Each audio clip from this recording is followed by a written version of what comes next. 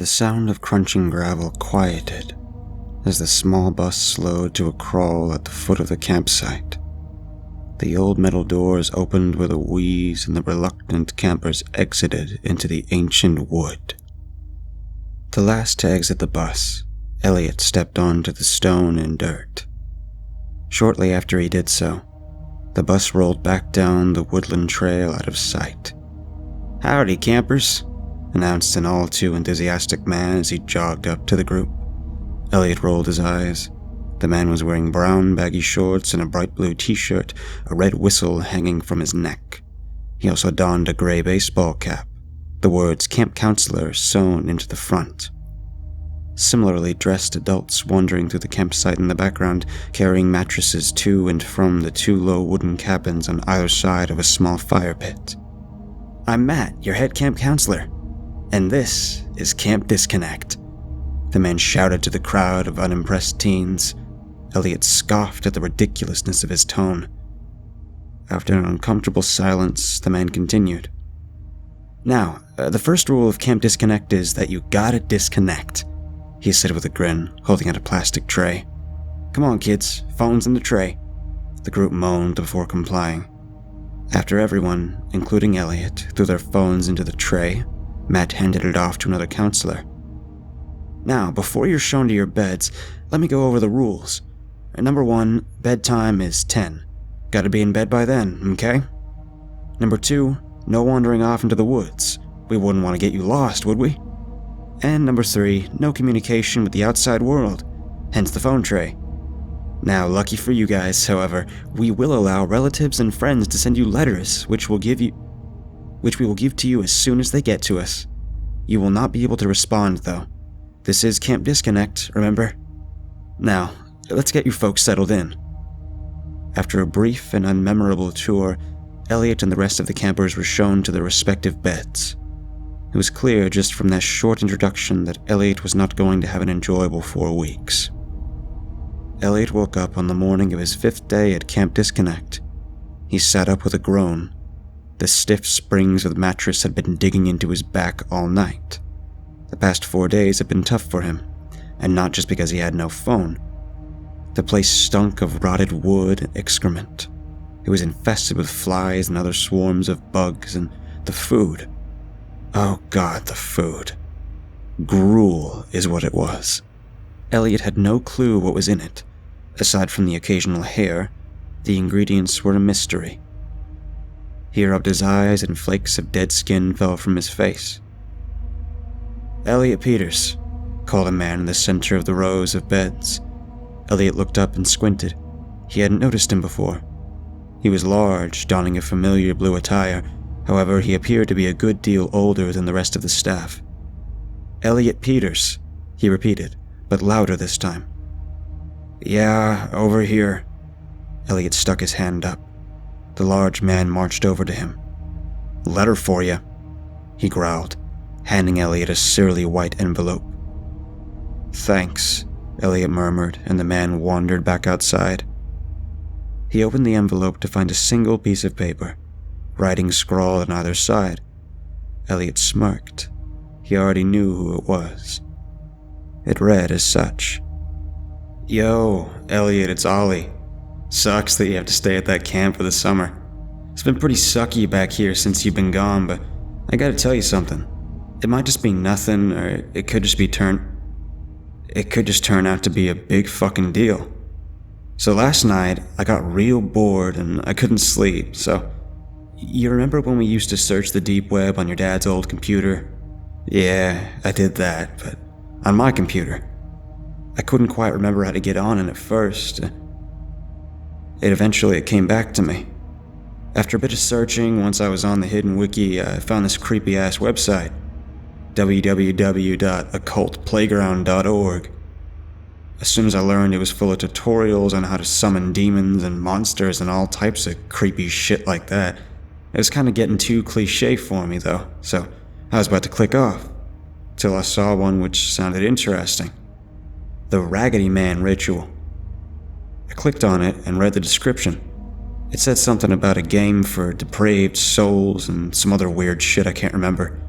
It was creepy though. At the bottom of the page, it gave me a list: 2 mirrors, salt, darkness, and something to prop the mirrors up. Then went on to explain how to summon the Raggedy Man to begin the game. I followed what it said, propping the 2 mirrors I found up, facing each other, and sprinkling salt in a circle around them. After it was done, I turned off the lights and sat in between the mirrors and read the poem from the website. I had to memorize it because I couldn't leave the computer on. It said I needed pitch darkness. As I'm writing this, I realize I'm sounding pretty crazy, but you get it. Anyway, I closed my eyes and recited the poem. Raggedy Man, won't you come out to play? Raggedy Man, or else you cannot stay. Raggedy Man, as quiet as a mouse. Raggedy Man, awaken from your dark house. After saying that, I just sat there for a moment, and nothing really happened, so I checked the website again. Probably should have read the whole thing before I did the ritual. It said that once completed, you're trapped in a game with the Raggedy Man. He will appear anywhere, in any form to stalk you. You can take the shape of someone you know or a complete stranger. For whoever performs the ritual, the objective is to not let the Raggedy Man touch you, but he cannot use force to do so. The website says this is because the Raggedy Man prefers to work more discreetly, whatever the hell that means. It didn't go into much detail about what happens if you lose the game, but I assume you just die or whatever. I don't know. Anyway, I'll keep you posted if anything creepy happens. I thought you might be interested. From Ollie. Elliot had been friends with Ollie since the first year of school. This certainly wasn't the strangest thing he's done. Elliot chuckled to himself as he finished the letter. This kid, he giggled under his breath as he placed it down beside him. The next few days were just as agonizing as the first 4, if not more so. Elliot was usually fond of the outdoors, but something in that hollow wood unsettled him.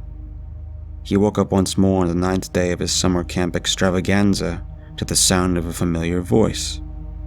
Elliot Peters, the same large camp counselor said.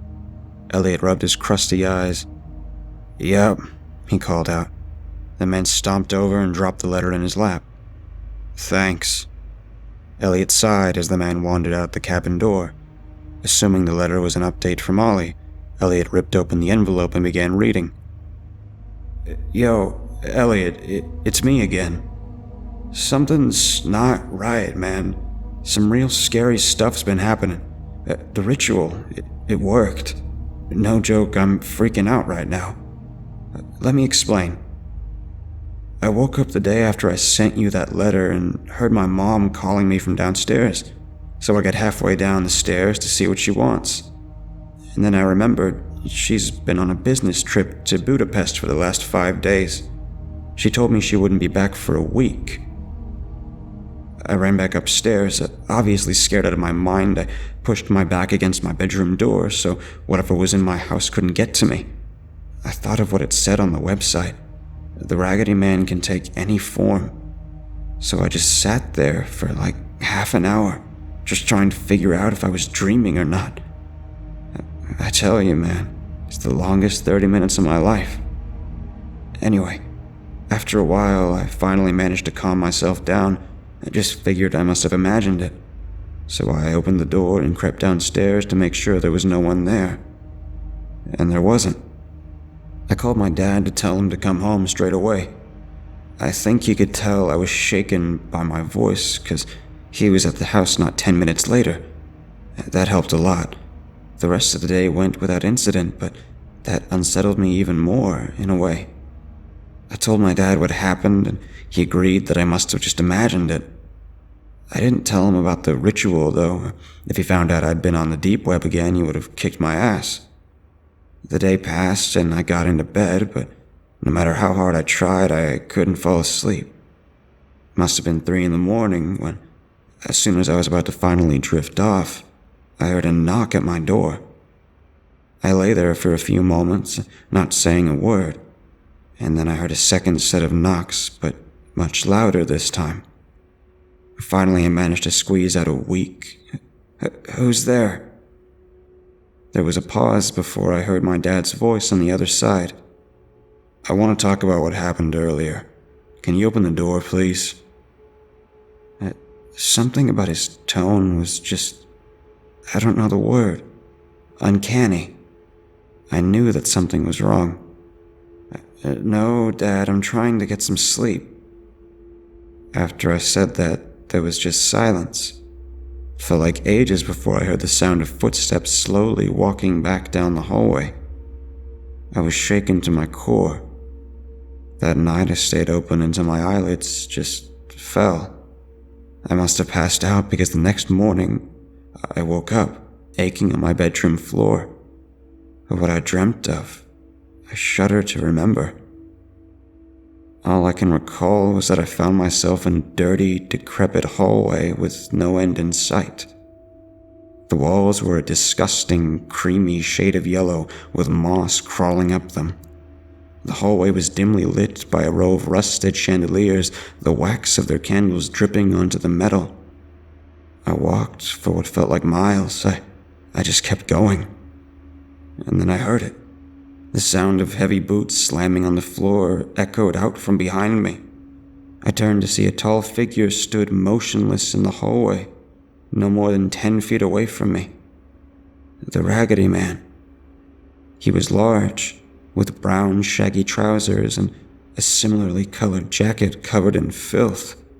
His face was unkempt, and just like the rest of him, he was covered in brown and black dirt. Thick dreadlocks draped over his shoulders, crawling with lice and other insects. His piercing eyes a similar, sickening yellow to the walls. His mouth unmoving, he spoke to me. As if he were in my head, he growled a phrase which has haunted me since. "You're going to have to try harder than that." With that, I woke up, just as I said, on the floor and dripping with sweat. "Elliot, I'm not okay." I asked my dad, and he said he never came to my door, but don't worry. I'm working on a way to end the game. I'll keep you posted. Ollie. Elliot put the letter down. He shook his head in confusion. He must be fucking with me," he muttered, slightly disgruntled by his friend's tasteless joke. Elliot crawled out of his stiff bed with a groan. That place made him feel 30 years old. Noticing the rest of the kids in the cabin getting ready, he threw on his outdoor clothes and trudged outside behind the rest of the troop. The subsequent day passed slowly. First a hiking trip, then a series of monotonous activities in the woods, and finally an excruciating song time about the campfire until the sky was black and blue and filled with stars. Elliot got to sleep very quickly that night. He woke up the next morning to the sound of his name being called once again. Elliot Peters, the same man called, again stood centered between the rows of beds. Elliot sat up, somewhat surprised. He wasn't expecting an update this soon. How had the letter even gotten here so soon? He thought. Before the man could call again, Elliot waved his hand in the air. "Over here." The man walked over to him, handing him the third letter. Elliot thanked him once more as he left. For a moment, he contemplated not reading it, not willing to entertain it. But he caved in. Too curious to ignore it, he tore off the envelope and read. "Elliot, I have some good news. This will be the last letter I'll send you regarding this whole Raggedy Man situation. I ended the game.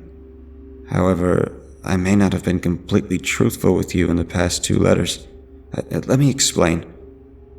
The night of the ritual, when I told you that I couldn't quite remember what the article said, well, I did remember. In fact, I've read it many times now. I just wasn't sure if you were ready to hear it. To be as brief as possible, it said the game cannot be ended, only passed on to new players. Through the use of a separate ritual, the details of which shall spare you, you can transfer the curse of the Raggedy Man to someone else. According to the site, there are many ways of passing on the game, but the least complicated one, and the one I've used, involves tricking someone else into talking to the Raggedy Man 3 times. I'm sure if you're reading this letter, then you probably have. I know how you are, always thanking people, always so polite. Depending on the form he has taken, he may have just left, but he'll be back. I'm sorry, Elliot. Your friend, Ollie.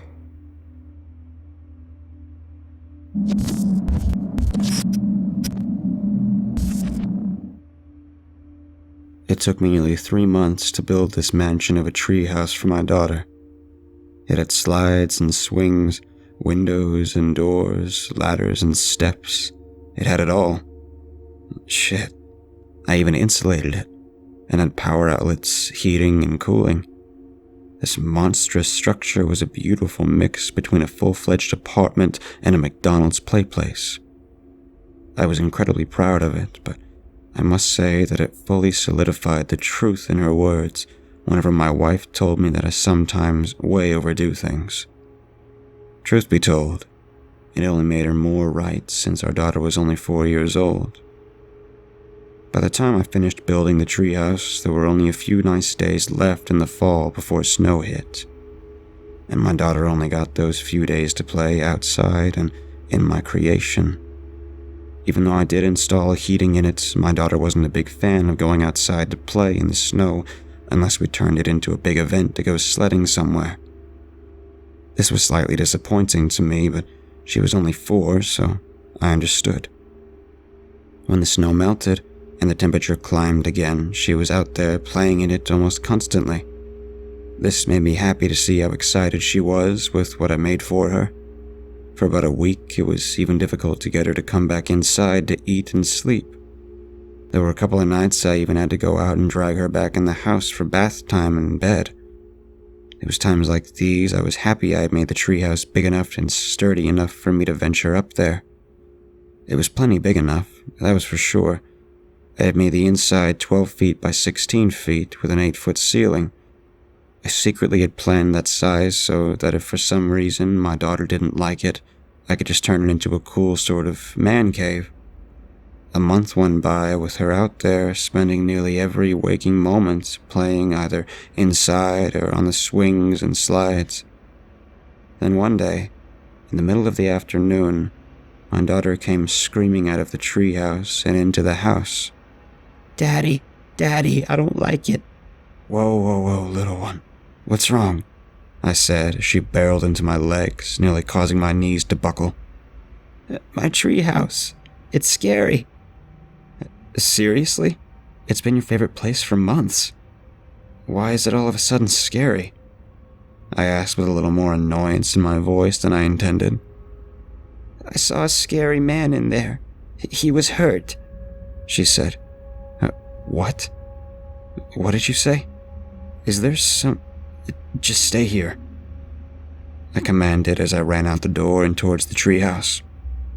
As my hand touched the doorknob at the top of the steps, my heart jumped for a second, and the thought of how dumb it was charging inside with no real plan if there truly is someone in there. Still, I turned the handle and burst into the room of the treehouse. Nothing. Various toys and Barbies on the floor, a kiddie couch, and a couple small beanbag chairs were the only things in the room. I'd like to say that I searched the place, but that was literally it. There wasn't much searching. It was all one big room, so search complete. I saw no man inside, hurt or otherwise, save for myself. I walked back out the door and back into the house. As I walked through the back door, I found my daughter in the next room, sitting patiently, just watching the back door with her thumb in her mouth. "Who is he?"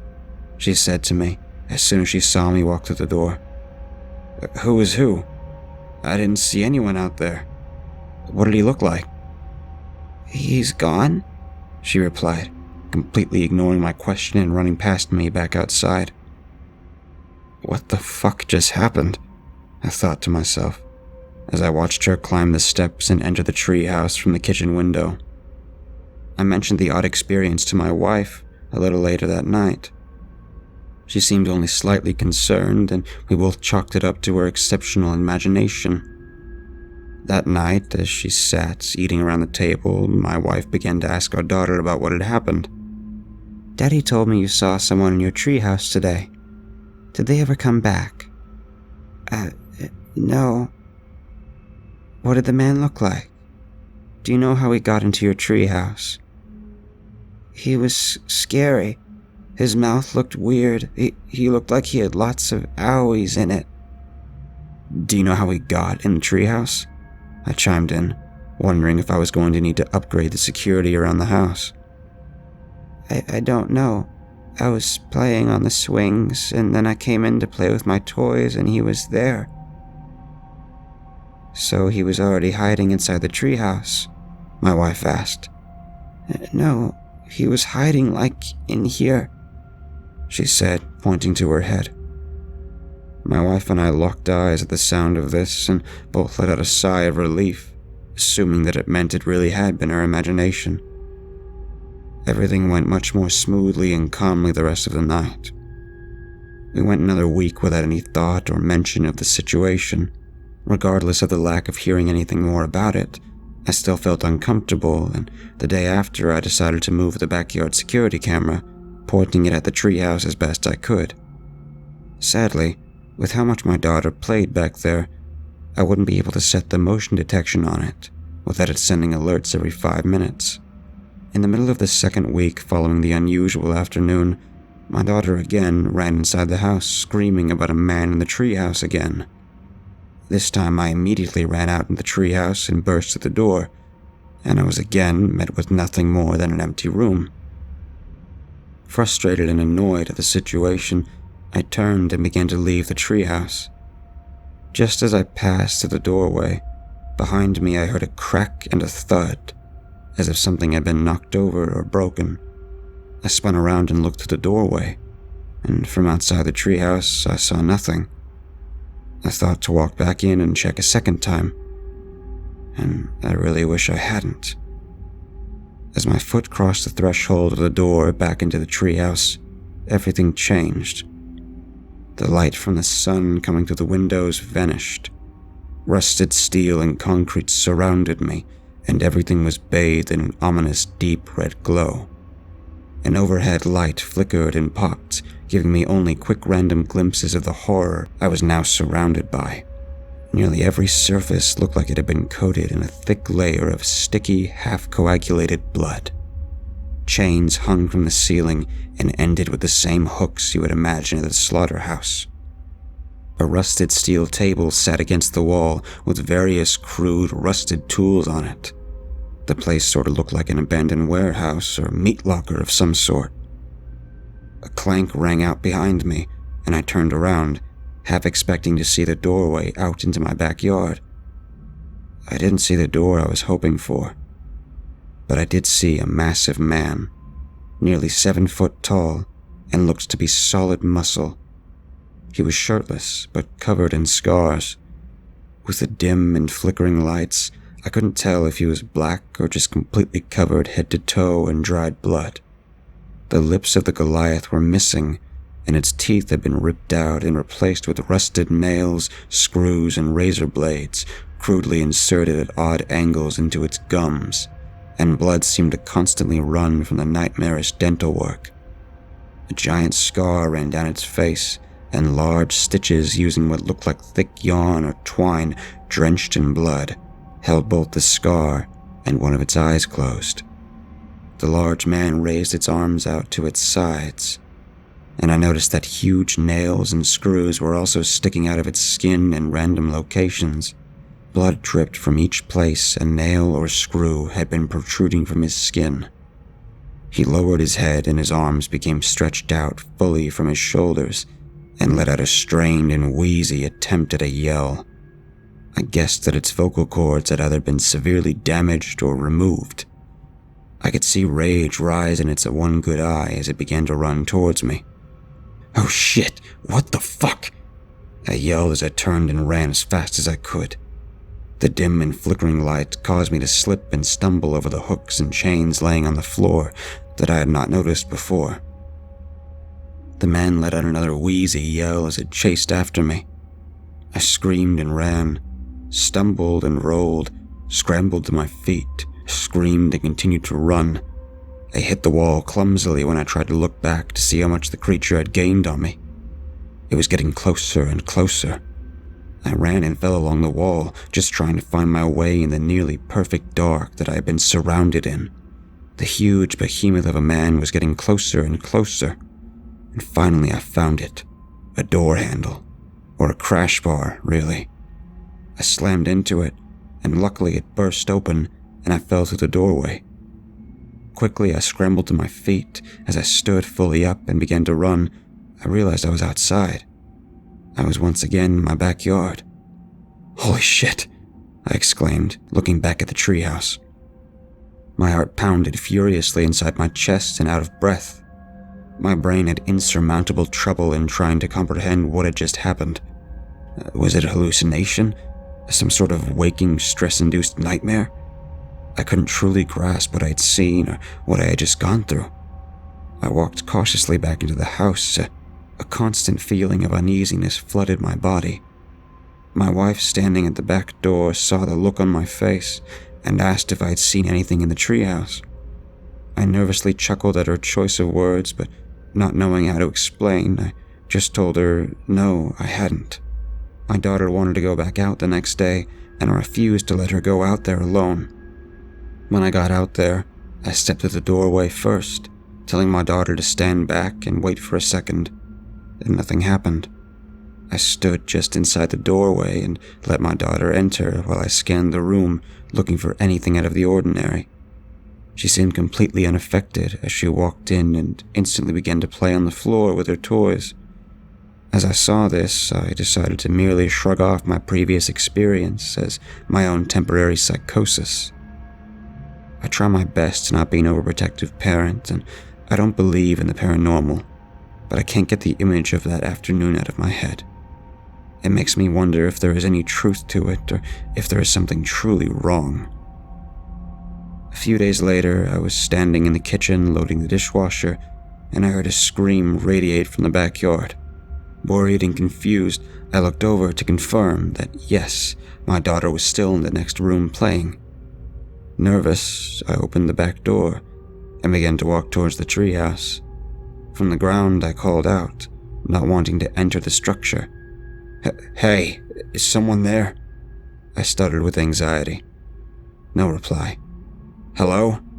Is anyone there?" The only response was another scream. This one was much less woman in pain and much more guttural demonic beast. "What the?" I mumbled under my breath, but was interrupted by another scream. This one back to sounding more like a woman in pain. Upset at the idea, I realized I was going to have to go up in there to get any answers. My body trembled as I forced myself up the steps, my brain screaming at me in reluctance to enter.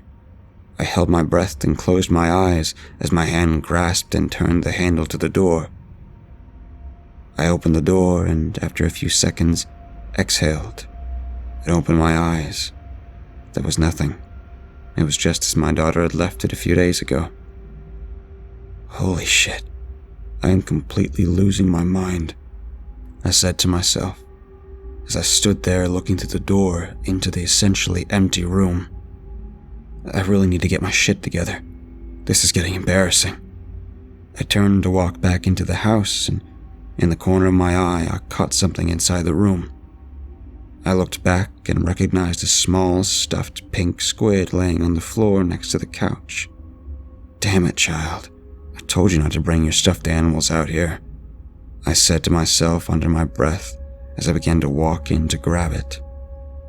Again, as I stepped through the doorway, the light faded. The red glow and flickering light returned, and screams bellowed out around me. Excruciating, horrific screams of pain filled the air. I was back in that hellish warehouse once again. My first thought was to run for the door again, but looking in that direction, it was gone. The place that held my escape was now nothing but a flat, blood-covered concrete wall. Anxiety and fear rose in my throat as another scream flooded the room, and I looked around to find its source. On the table in the middle of the room lay a woman. The giant of a man was on top of her, straddling her. Her chest and ribs had been cut and ripped from her body, exposing her organs. A huge rusted knife was stabbed into the side of her neck, and I had no idea how it was possible she was still alive, let alone still screaming. The man was taking handfuls of her intestines and pulling them from her body. He was wrapping her organs around himself and stroking himself with them. He looked towards the sky, and with his mouth gaping, that loud guttural yell vibrated the room. After a few strokes, he would throw the chunk of intestines or other organs across the room. It would splat as it hit the wall or floor, and he would grab another handful and rip it from her open chest. Completely frozen in shock at the horrific sight, I watched as the woman's head turned towards me and screamed again. You could already see the vacant look of death in her eyes. Just as she looked towards me, a chunk of stomach came flying at me and splattered against the ground near my feet. He grabbed her hard and ripped it from her chest, lifting her entire torso off the table before the arteries snapped and her lifeless body slammed back down. He yelled out again as he brought himself to orgasm and shot a black tar into the open, blood-filled cavity that had been the woman's chest. I nearly passed out from the pure shock and disgust, but instead I snapped out of my trance and began to run. Not sure where to go, I just knew I had to get out of there. Again, tripping and stumbling over various things on the ground, I found the wall on the opposite side of the room, far from the light. I began to feel around in total darkness for a door. I heard a yell and turned back. In the dim light, I saw the Goliath of a man bite into the woman's flesh with his rusted screws and nails for teeth, then flipped the table over. He yelled out again, and just as he looked like he was starting to look for me, I found a door. I pressed and slammed against the door, but it just wouldn't open. The failed medical experiment of a man heard my attempt and began toward me. I began to panic, slamming harder and harder into the door, still to no avail. It just wouldn't budge. He continued running at me, getting closer and closer. I took steps away and threw my body into the door, and still barely any movement. He got to me and tackled me into the door, and we both slammed into it. The impact broke the door free. As we fell through the doorway, he disintegrated and disappeared, while I fell backwards down the steps, landing on my back in the grass of the backyard. My body filled with pain, and I slowly got up, staring at the open door in utter disbelief. I stood staring for what felt like an eternity before my wife came out and asked me what was wrong. I did my best to explain the horrific images as best as I could, and once I was done, she ran back into the house, yelling something about having a plan. My wife is the much more superstitious one of the two of us, so she decided to call a friend that would know what to do.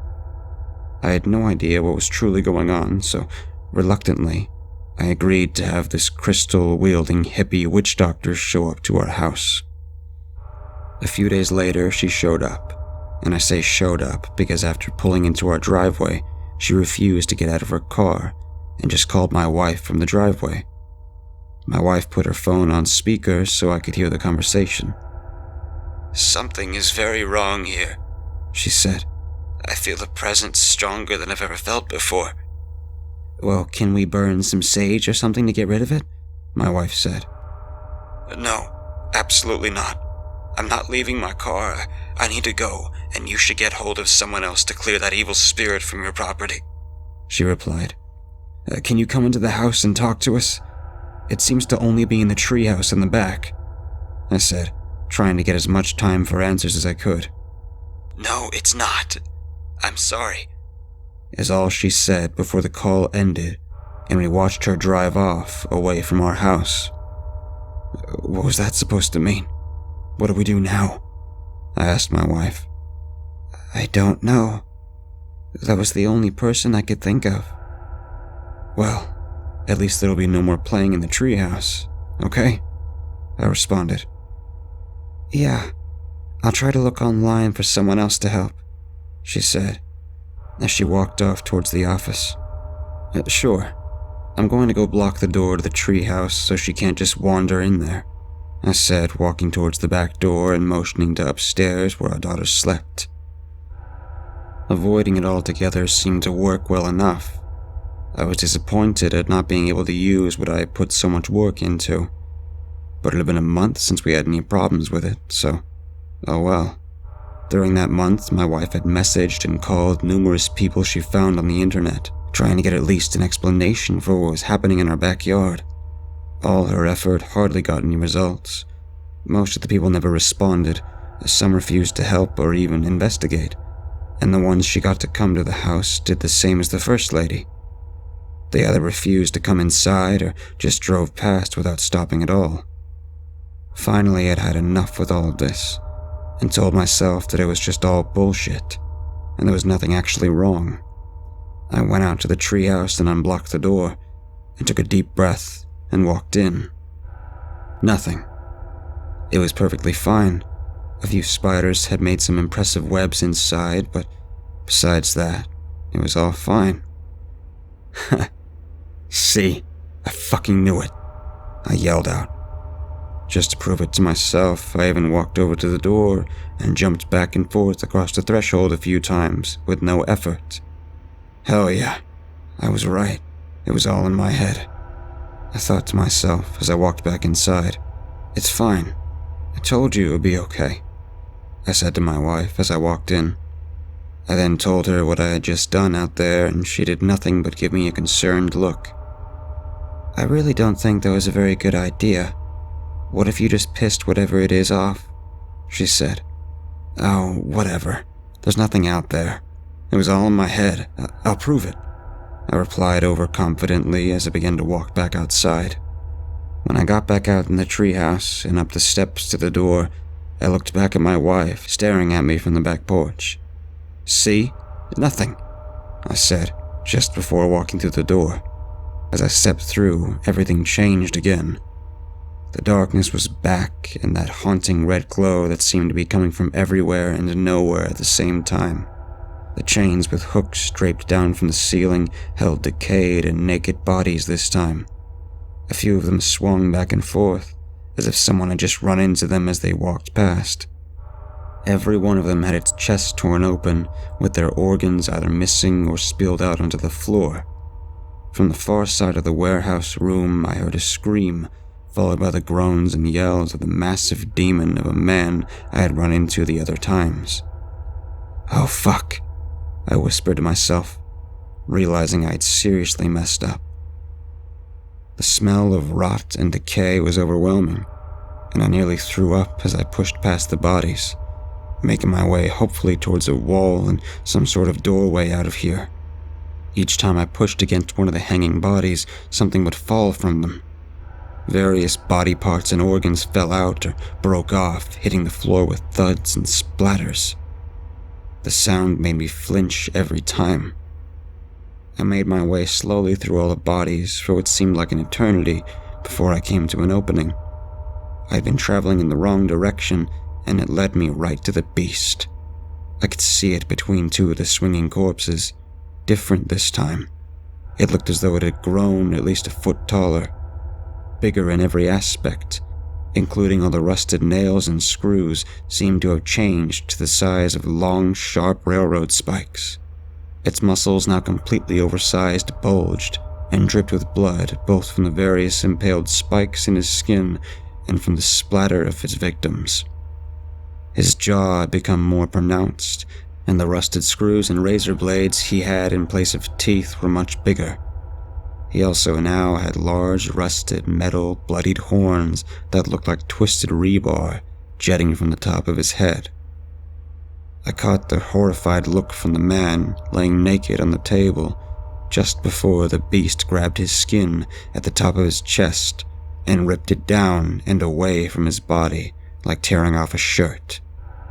The beast looked towards the sky and dangled the skin over his face, letting the blood drip all over him before dropping the skin into his mouth and swallowing it whole. The man on the table began to scream in pain. but his cries were cut short as the beast leaned down and bit into the man's throat. Somehow still alive and alert, all the man could do was spatter blood from the gaping wound where his throat used to be. My heart felt like it was going to burst through my chest. It was beating so hard and so fast. I couldn't have held my eyes open any wider in terror. All I wanted to do was look away and run, but the horror of what I was seeing rooted me to the spot, and I felt paralyzed. The beast roared in the man's face and then began to bellow a deep and haunting sound I could only describe as some sort of demonic laugh. It got louder as it again looked towards the sky, and after a few seconds, it suddenly snapped its head back down and ripped both arms from the man's body at once, sending arcs of blood flying through the air. It threw one arm off and into the darkness and took a huge bite out of the other before also throwing it away.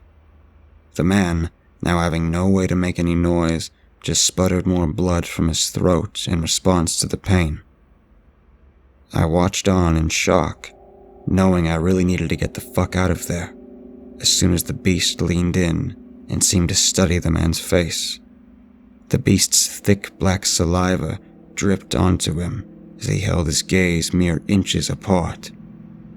Another roar exploded from the creature's mouth, and my shock suddenly broke. I began to move as quickly and quietly as I could through the bodies in the opposite direction, desperately looking for a wall or a door. The sound of ripping came from behind me, and shortly after, I was hit in the back by part of a leg with a huge bite taken out of it.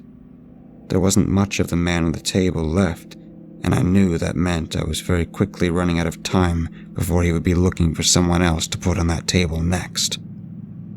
Now covered in blood and viscera from pushing through all the corpses, I finally made it to a wall. Sadly, I found no door and began to run down the wall, my fingers sliding along in hopes to feel a door. In my panic, I ran straight into another wall as I came to the corner of the room. As I hit the wall with a loud thud and fell back, another roar emanated from the center of the room. I stood back up and, placing my hand on the new wall, began to run down it, my footsteps making so much noise now as I panicked, running along the wall. I heard chains begin to swing, and I knew that the beast was on the move. Shit, I mumbled to myself as I ran. I smashed face first into another wall, another corner, and still no door. Standing back up again, I turned and made my way down the third wall. My face and body hurt so badly from slamming into two walls without even slowing down. As I ached, I ran my fingers still sliding across the wall. I felt the wall shake, and a roar erupted through the air. The beast must have just slammed into the same wall I was running along. Not thinking it was even possible, my panic rose even higher. Then I felt it. A door frame. I stopped suddenly and felt all around it. It was another crash bar handle, and I stepped back and kicked with all my might at the door. My heart racing as I began to just barely make out in the red glow bodies on chains swinging as something was tossing them aside as it came directly towards me. I kicked at the crash bar a third time, and the door flew open as if someone had opened it from the other side before my foot made contact. The force of my kick caused me to fall forward through the suddenly open doorway, and I came tumbling down the steps to the treehouse, landing in the grass. My wife let out a scream as I came flying through the doorway and ran to me as I hit the ground at the bottom of the steps. "What the fuck just happened? And why are you covered in blood? Are you okay? Should I call an ambulance?" I looked down at my body, and she was right. I was still covered in all of the blood and guts I had picked up pushing through all the hanging bodies. "Fuck this," I exclaimed as my wife helped me to my feet, and I hobbled off to the garage. My wife stood at the bottom of the steps, staring up at the door to the treehouse as I came back from the garage carrying a gas can. I told my wife to move out of the way and to grab a lighter as I started pouring gasoline all over the treehouse as best I could without stepping inside again. I poured half the can everywhere I could reach, and threw the other half, can and all, through the doorway and into the treehouse. Still not really knowing what was going on, My wife stood in the grass, holding a box of matches, and as I returned to her side, I took them out of her hand. I struck one match and dropped it back in the box. The rest of the matches lit as I threw it onto the top of the steps, next to the door. We stood next to each other and watched as the treehouse quickly turned into a raging fireball. It was nearly just a pile of ash and scorched earth before the fire department was called and showed up. When they did arrive, I held them back, making sure there would be nothing left of the treehouse. That was nearly a year ago now. Grass had grown back over the charred spot in the yard where the treehouse once stood. The fire marshal had lots of questions about what had happened, but I just told him I must have put in some bad wiring that caused the fire. I don't think anyone would have believed me anyway if I told them what really happened with it, and why I did it. It's been peaceful around the house since that all went down, but my daughter just came running up to me a few minutes ago. She was yelling about a scary man in her toy room. I'll buy her new toys, but I'm going to call the moving company. We're leaving.